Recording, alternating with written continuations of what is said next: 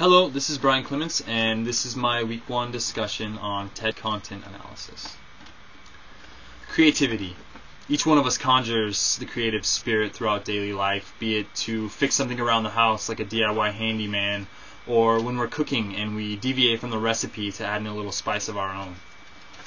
Though it's not only relevant to artists, no other aspect of the human condition is more pertinent to us as Full Sail students who wish to maintain a career in the arts. In her TED Talk, best-selling author Julie Burstein hits on the necessity of creativity in our daily life for everybody. She explains how we are faced with obstacles in the creative process, and how when we are diverted from our creativity, how we must not just give up, but learn from these diversions and overcome and embrace them, and nurture our creative spirit.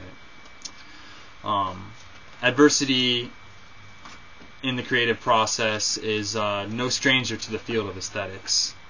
Her point is reinforced by the likes of great minds who have studied creativity, such as Vera John Steiner, who is actually dubbed the quote-unquote international authority on creativity.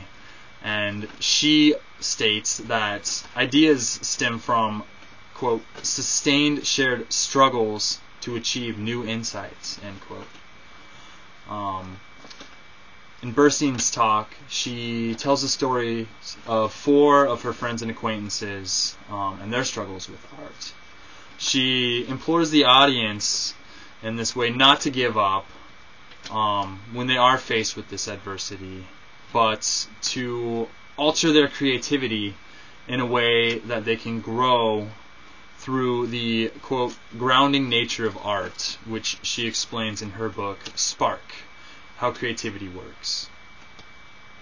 Of the stories she tells, one of them is of a young boy who is actually diagnosed with dyslexia, and he struggles with words, he struggles with sentences, but instead of giving up on those, he takes his time with them, and he learns to see them in a new way, and eventually becomes a Pulitzer Prize-winning author.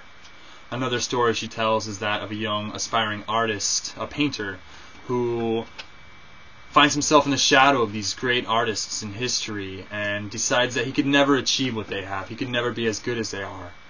And incidentally throws all of his paintings into the river.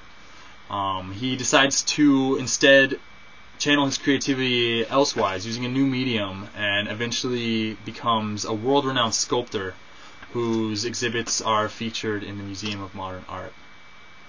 Perhaps the most compelling story she tells, an emotive story that she tells, the most relatable by the audience, is of an experience that touches all of us, as most of us feel very deeply about it, and that is of a New York photographer who was known for taking pictures out of his apartment of the World Trade Center.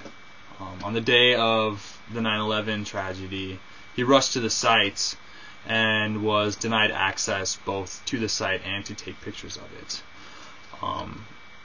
Inspired by this necessity to be a part of it, he called in every favor that he could and was eventually granted access, and he was able to document this horrific tragedy in a way that made it beautiful. This quote-unquote get to work mode you go into, as Burstein refers to it, is just this activation of your creative self to, even staring straight into the face of adversity, create something beautiful, even out of something as horrific as the 9/11 tragedy. Burstein not only tells the stories of these great artists, but of her own trials with art and her own struggles. And at that point, she really levels with the audience. Her emotion that she employs has them at once laughing and at the very next moment mourning over the loss of a part of reality, which is a very effective way at conveying a message.